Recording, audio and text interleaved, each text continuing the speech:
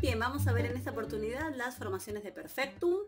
Habíamos comentado en la introducción que el perfecto latino se caracteriza por ser un sincretismo entre el aoristo y el perfecto del indoeuropeo, y entonces acá vamos a tener las formas que en algunos casos van a representar el estado, el resultado, la acción puntual, pasada, mientras que habíamos comentado, ¿no?, que esto se opone al sistema griego que sí respeta esta tripartición aspectual entre el sistema de presente, que sería el infectum, el sistema de aoristo, este aspecto no determinado, y el sistema de perfecto resultativo o de estado. Bueno, en el latín, al dividirse en dos, entonces en el perfecto queda subsumido el aoristo y el perfecto, y de hecho entonces ahora vamos a ver que desde el punto de vista de la formación, el perfecto va a tener formaciones de aoristo y de perfecto indoeuropeo. Ahora lo vamos a ver.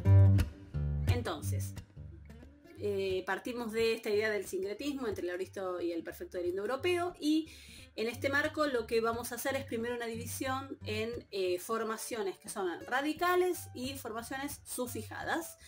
Y ahora entonces voy a listar cada una de ellas porque son las que vamos a ir a estudiar de manera particular. Bueno, en primer lugar, el perfecto radical del indoeuropeo. O sea, vamos a ver cómo los perfectos latinos se forman con las formaciones que conocemos de los perfectos radicales del indoeuropeo.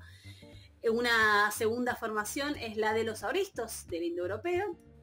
Y en tercer lugar vamos a ver formas que son analógicas y por último formas no marcadas, es decir, formas en las que el infectum y el perfectum tienen la misma forma.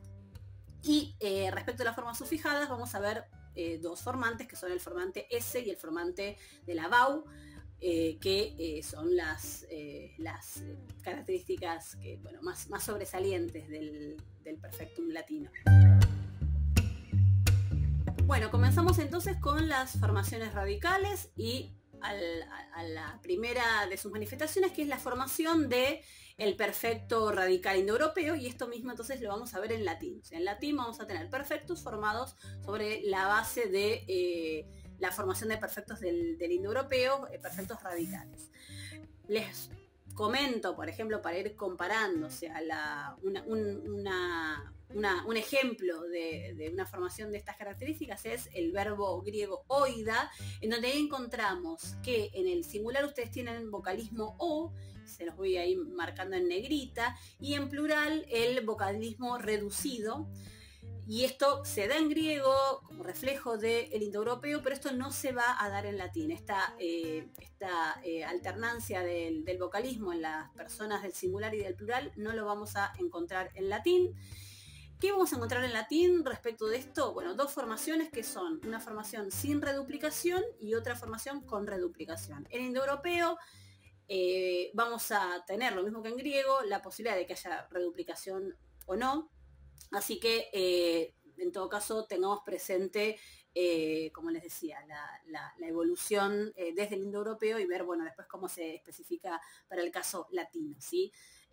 Bien, entonces vayamos primero a las formas sin reduplicación, que son curiosas porque vamos a ver que en algunos casos, ahora les voy poniendo acá los ejemplos, son casos en los que en latín muchas veces no vamos a tener reduplicación, pero en lenguas indoeuropeas sí hay reduplicación, y aclaro que justamente esto nos da cuenta de que en indoeuropeo estas formas de perfecto radical sin reduplicación son excepcionales, ¿sí? Les pongo acá algunos ejemplos. Uno sería el de Oidi, y ahí les pongo, bueno, su relación con oida, les pongo ahí la raíz. O liqui, tenemos ahí el infectum linquo, o worti, de huerto. Y yo les decía recién que son particulares estas formaciones sin reduplicación en latín. Les pongo el ejemplo de liqui, que en griego la forma es leloipa, y en griego sí hay reduplicación. Entonces lo comento como un fenómeno curioso, ¿no? Que en muchas de estas formas que en latín son sin reduplicación, en otras lenguas indoeuropeas sí la tienen. Entonces, bueno, esta es la primera formación de perfecto radical, sin reduplicación. Vamos a la segunda, que es con reduplicación. En indoeuropeo la reduplicación es, bueno, se toma la consonante de la raíz y se le añade una vocal de timbre E. Y acá tenemos algunos ejemplos, ¿no? Memini, les pongo también la forma griega para observar también la comparación. Memona, otras formas, momordi, tetuli, fíjense ahí en griego tetlamen, dedi, dedomen, del griego, o steti, estamen, o sea, histemi. Así que, bueno, estas son entonces formas que sí responden a formaciones, como decíamos, ¿no? Del indoeuropeo, como característica del perfecto, la reduplicación es algo que encontramos. Bueno, aquí es algo que entonces se observa también en la formación de estos perfectos latinos.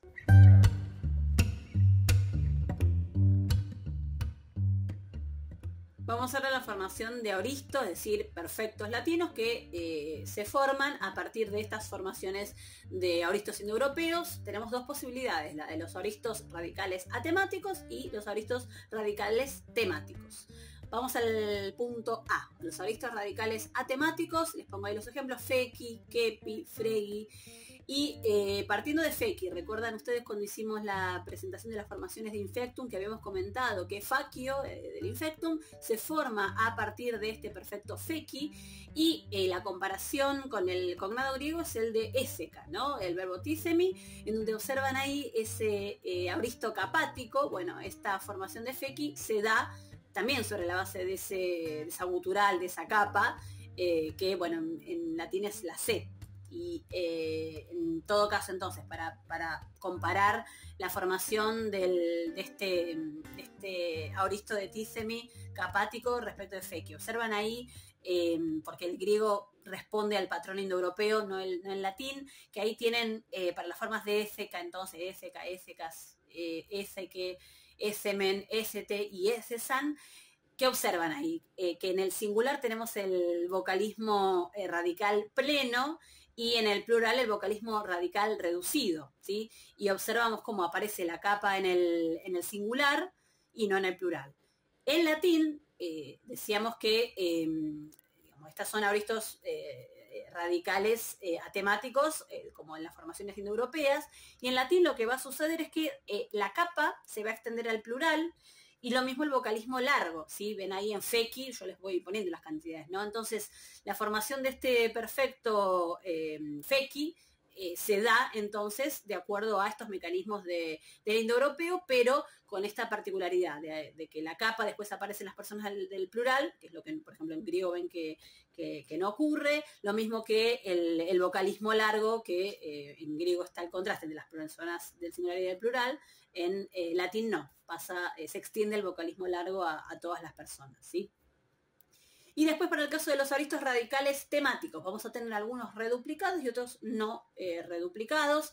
Estos aoristos radicales temáticos son de los aoristos segundos griegos, ¿no? Elipon, por ejemplo, de Leipo. Y hay algunos casos con reduplicación, justo por ahí los más conocidos como el de Elipon, o Manzano, Emerson, por ejemplo, bueno, no tienen reduplicación, pero hay ejemplos de estos aoristos griegos con reduplicación. Acá en latín entonces tenemos algunas formas con reduplicación, como teti de tango, ven ahí les pongo también de pepuli de pelo, o kekidi de cado, y les pongo también los cognados griegos para que observen que en griego también encontramos estas formaciones con reduplicación. Así que bueno, pueden ahí ver los verbos. Vamos ahora a los no reduplicados, que son formaciones un poco menos claras.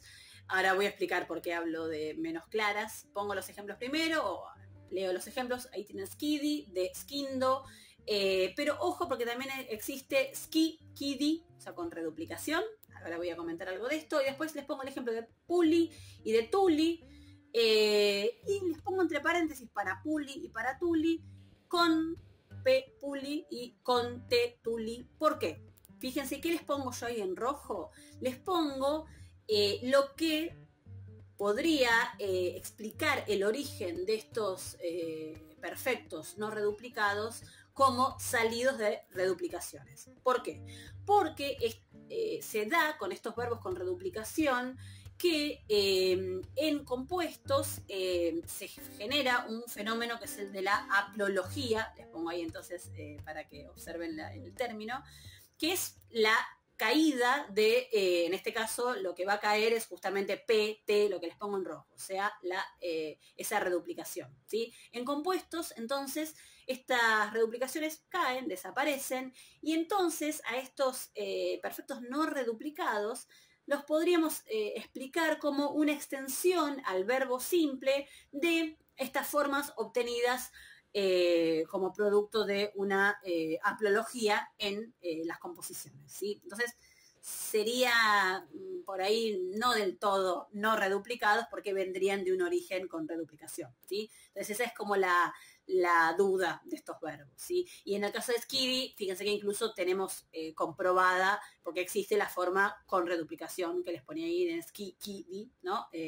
Se ve claro la reduplicación, para entonces comentar que estos no reduplicados pueden ser dudosos y ser productos de esta haplología o de la extensión de la haplología que se dan compuestos, bueno, a otros verbos. Entonces el origen sería ese, serían en definitiva reduplicados. Y el único caso que sería una auténtica formación de aristo reduplicado sería el de inquit, este verbo defectivo, y ahí les pongo para que aprecien la raíz y la reduplicación.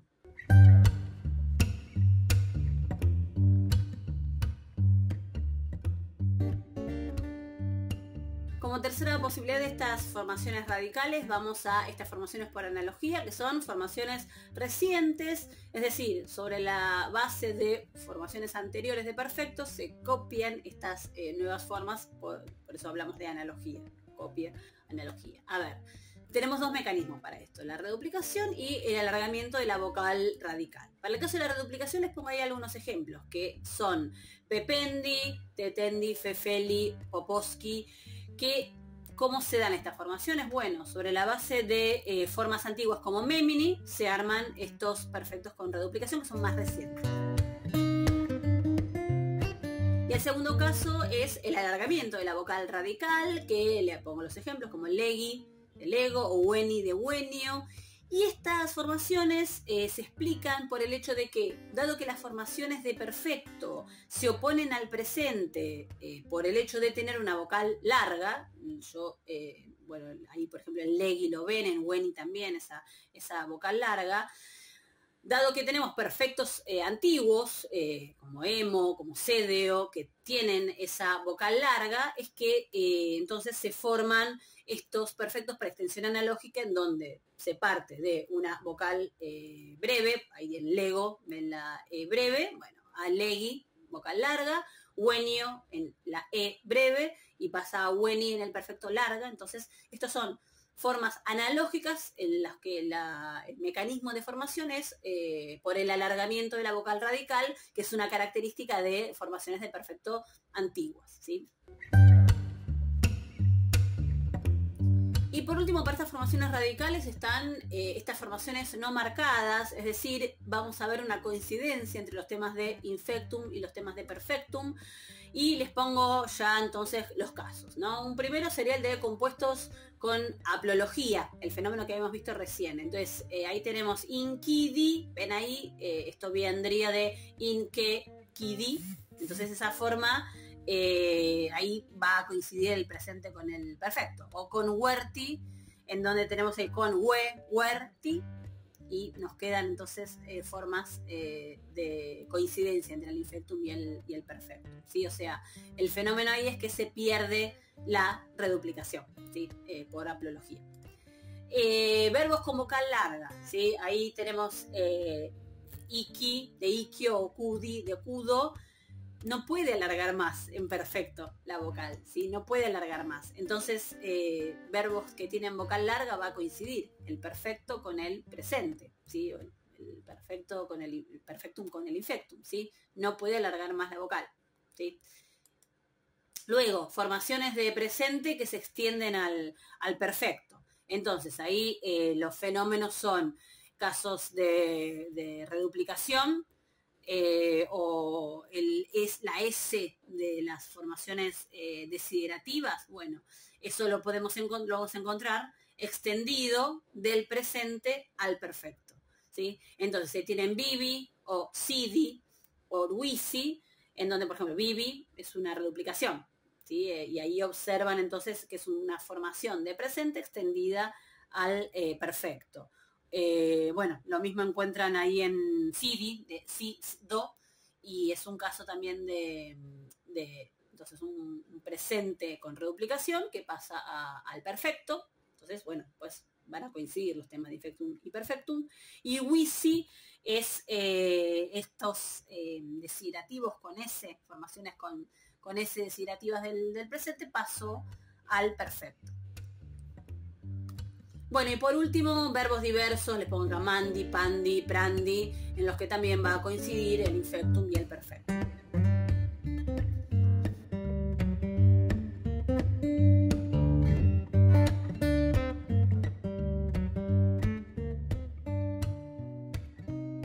Bien, ya vimos las formas radicales, vamos a ver ahora las formaciones sufijadas, que son dos, es el perfectum en S y el perfectum en vau. El perfectum en S tiene esta S que tiene un origen que no se conoce con seguridad, pero ustedes conocen estas formaciones con S de los auristos indoeuropeos. Y por supuesto, bueno, el auristo sigmático griego es un reflejo de ello, ¿no? Recordemos, como decíamos en el inicio del video, que el perfectum latino es un sincretismo entre el perfecto y el auristo indoeuropeo. Bueno, acá tenemos un ejemplo de, entonces, una formación de perfecto latino a partir de una formación de auristo en indoeuropeo. Entonces, vamos a ver dónde se dan estas formaciones. En primer lugar, en temas consonánticos que antes no recibieron perfecto con vocal larga, entonces ahí tienen clepsi de clepo, luxi de luqueo, scripsi de escribo, y después les pongo acá formas para que observen la evolución fonética. Fulsi de fulgio, en donde el origen es fulxi, o terci de tergo, que es terxi, o nexi de necto. Acá se da un fenómeno distinto en donde les pongo la evolución de nexi a nexi y después nexi escrito con la X, ¿sí? Entonces, esta es una primera posibilidad. En segundo lugar están estos temas de infectum con nasal extendido secundariamente al perfectum.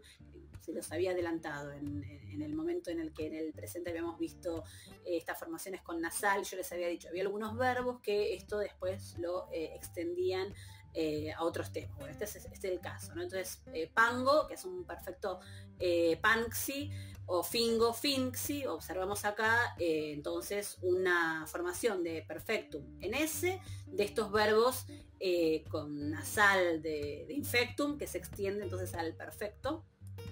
Y en tercer lugar están estos verbos compuestos que en su forma simple tienen un perfectum en radical.